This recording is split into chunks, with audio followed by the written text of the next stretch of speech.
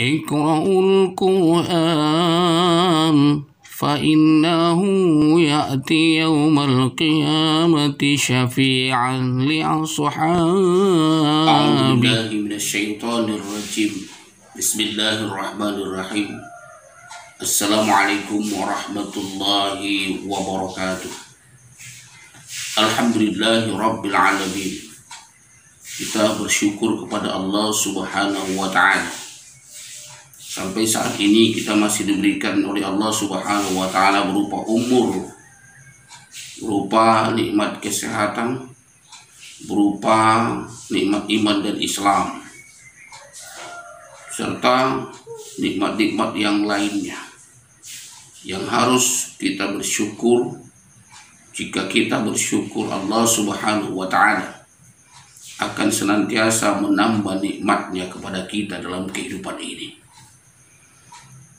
A'udzu billahi minasy syaithanir rajim. Bismillahirrahmanirrahim. Wa idh ta'adzana rabbukum la in syakartum la azidannakum wa la in kafartum inna 'adzabi lasyadid. Kalau kita bersyukur kepada Allah, Allah pasti akan menambah nikmatnya kepada kita. Kalau kita kufur, ingkar, malas, tidak mau melaksanakan perintah Allah, maka ingat ajab Allah yang sangat pedihlah yang ia dapatkan. Na'udzubillahi min dzalik, tsumma na'udzubillahi min dzalik. Anak-anakku sekalian, kemudian daripada itu mari kita senantiasa memperbanyak dalam kehidupan ini berselawat kepada Nabi yang kita cintai, Nabi kita, Nabi besar Muhammadun sallallahu alaihi wasallam. Allahumma salli ala sayyidina Muhammad wa ala ali sayyidina Muhammad.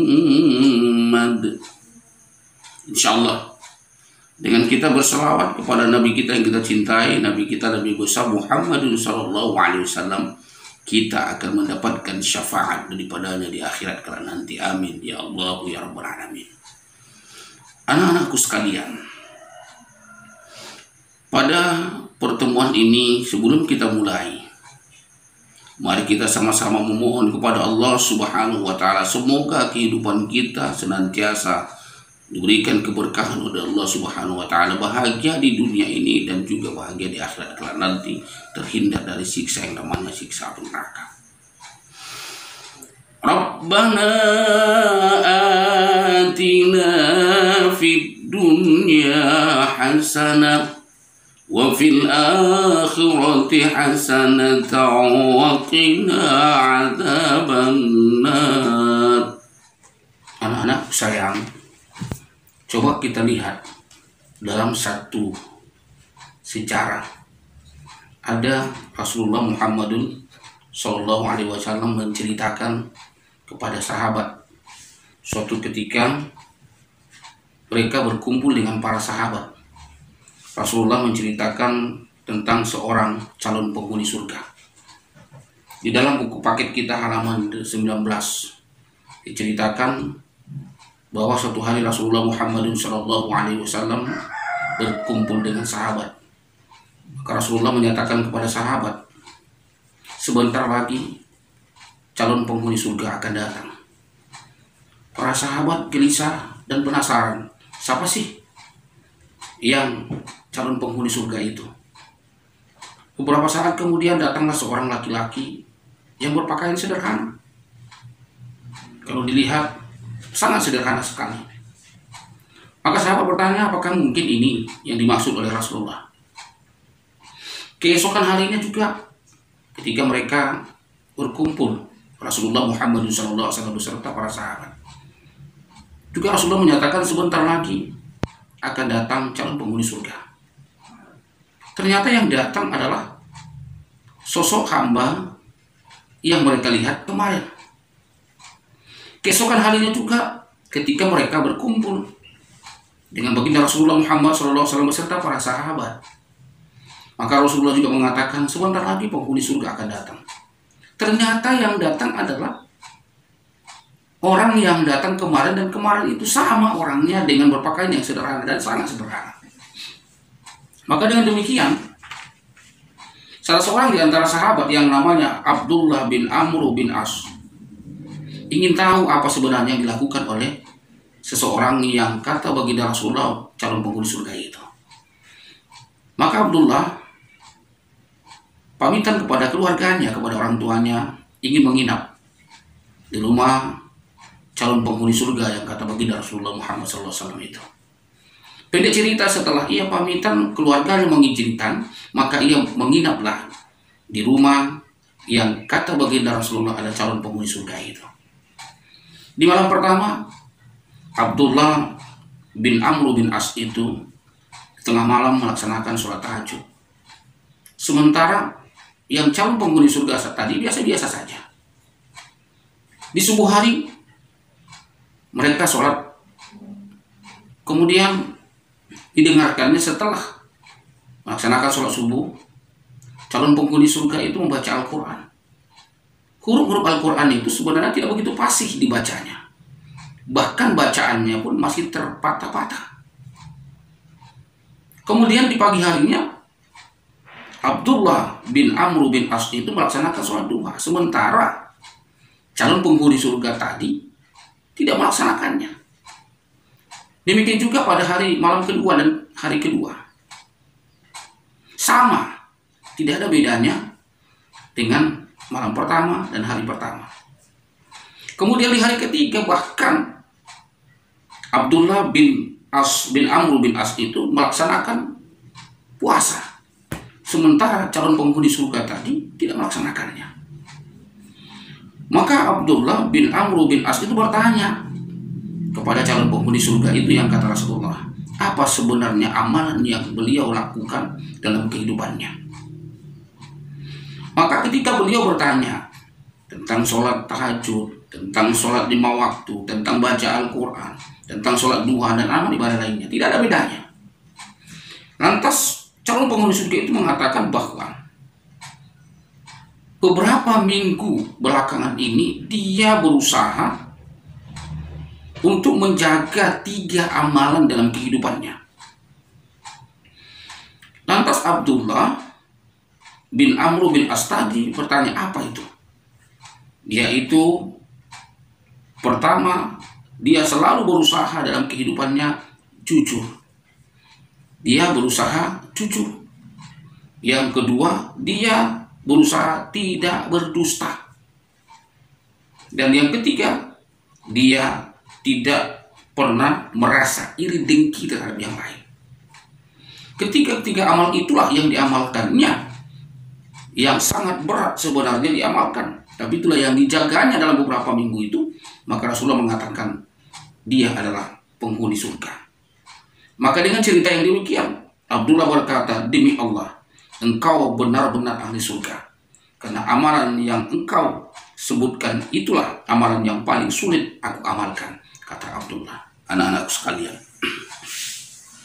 pada pertemuan kali ini kita masuk kepada kompetensi kedua, yaitu tentang masalah jujur dan menepati janji. Jujur dan menepati janji menjadi peta konsep kita. Lihat halaman 26, anak-anakku sayang. Jujur dan menepati janji yang kita pelajari adalah memahami makna jujur, kemudian menerapkan perilaku jujur dalam kehidupan kita sehari-hari. Yang kedua, memahami makna menepati janji, kemudian menerapkan perilaku dalam kehidupan kita sehari-hari, bagaimana cara menepati janji. Anak-anakku sekalian, maka jadilah kita menjadi manusia yang bersikap mulia, terbiasa berperilaku jujur dan menepati janji dalam kehidupan kita sehari-hari.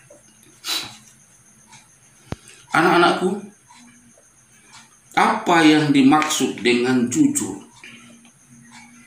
Jujur adalah berkata yang benar dan sesuai dengan kenyataan. Jujur itu sama perkataan dengan perbuatan. Apa yang kita perbuat, itulah yang kita ucapkan. Lawan jujur adalah dusta. Allah dan Rasul-Nya melarang dusta, melarang kita berdusta. Si pendusta itu tempatnya ditempatkan oleh Allah Subhanahu wa Ta'ala dalam api neraka. Anak-anak sekalian, lihat di dalam buku cetak kita halaman 31. Allah Subhanahu wa Ta'ala berfirman dalam surah Al-Ahzab ayat 70 dan 71 yang berbunyi, ayo anak-anakku kita baca sama-sama. Walaupun ada yang belum fasih bacaannya, tidak jadi masalah. Yang penting adalah ketulusan dan keikhlasan dalam mencari ilmu pengetahuan. Semoga diberkahi Allah. A'udzu billahi minasyaitonir rajim. Bismillahirrahmanirrahim. Ya ayyuhalladzina amanu taqullaha wa qulu qawlan sadida. Hai orang-orang yang beriman, bertakwalah kamu kepada Allah dan katakanlah perkataan yang benar. Yuslih lakum a'malakum wa yaghfir lakum dhunubakum wa man yuti'illah wa rasulahu faqad faza fawzan 'azima. Niscaya Allah memperbaiki bagimu amal-amalanmu dan mengampuni bagimu dosa-dosamu. Dan barang siapa mentaati Allah dan Rasul-Nya, maka sesungguhnya ia telah mendapat kemenangan yang besar. Anak-anakku sekalian, kita hidup ini wajib jujur. Orang yang tidak mau hidup jujur, sayang, penghuni neraka. Kenapa? Karena dia dikategorikan adalah orang-orang munafik. Orang yang jujur itu penghuni surga. Lihat hadis Rasul. Ayo kita baca sama-sama, nak. Inna sidqa yahdi ilal birri wa innal birra yahdi ilal jannah. Sesungguhnya kejujuran itu akan membimbing kepada kebaikan, dan kebaikan itu akan membimbing ke surga. Nah, jujur itu adalah kebaikan, dan kebaikan itu akan membawa kita ke surga. Sebaliknya, wa innal kadhiba yahdi ilal fujur wa innal fujura yahdi ilan nar.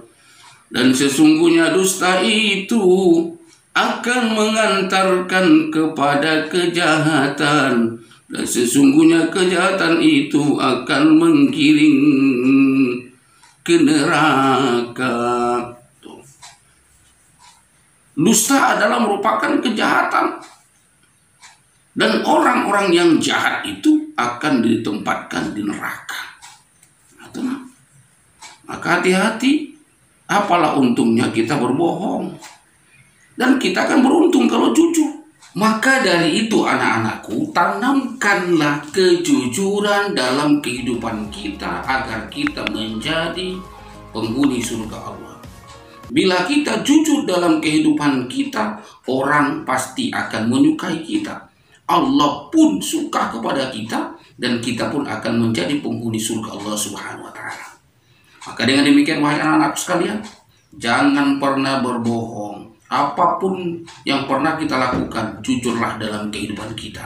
Mudah-mudahan dengan tertanamnya rasa kejujuran dalam diri kita, kemudian tidak pernah iri dengki terhadap orang lain, insya Allah kita termasuk hamba Allah, penghuni surganya. Demikian anak-anakku sekalian, pada pertemuan ini mudah-mudahan bermanfaat bagi Bapak dan kita semua. Maka dengan demikian, sebelum Bapak akhiri pelajaran kita pada hari ini, maka pertanyaan Bapak pertama, tuliskan kisah seorang calon penghuni surga. Dan yang kedua, apa arti dari kejujuran? Dan ketiga, tuliskan ayat Al-Quran yang memerintahkan agar kita dalam hidup ini selalu jujur. Lebih dan kurang, wabillahi taufiq wal hidayah, wa ankum minkum wassalam, wa ilal liqa. See you again. Sampai jumpa lagi. Assalamualaikum warahmatullahi wabarakatuh.